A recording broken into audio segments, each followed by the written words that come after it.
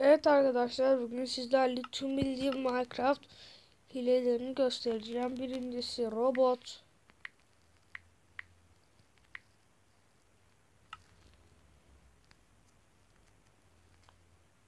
Köy yok ama derseniz, arkanızı dönerseniz bir köy bulursunuz.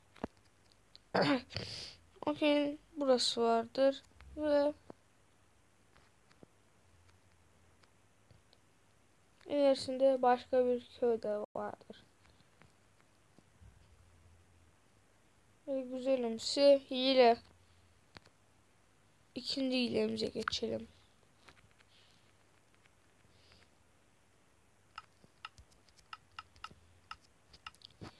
İkinci hilemiz Steve. Ve kreatifte bomb. Dereceli bir şey geliyor. Bakalım demircisinin içinde ne varmış. Alışkanlık oldu. Bakın köy yanıyor. Kılıç, eğer, demir. Şunun adı neydi? Mürekkep, elma. Eğer tabi bizim sürümde daha yok. Var da kullanılmıyor işte. Diğer bir tane ev var. Biraz bu kötü. İkincisinde görüşürüz. İkincisi 999. Bunu bilmeyen de yoktur.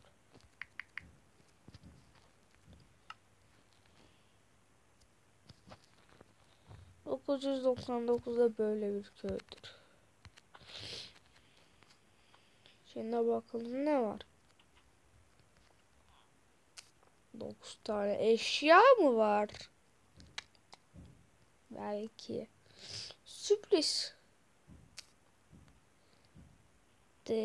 Don elma. Ve adı neydi onun? Bakayım. Ha, Optizin. Bunlar. İkinci. Arkadaşlar bu sefer ne yapacağız?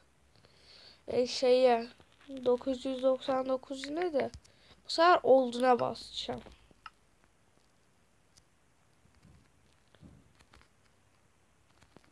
Ama bakın. Hem bu köy hem de bu köy. İki köy arasında doğuyorsunuz bunda da. Ama ben biraz daha da güzel.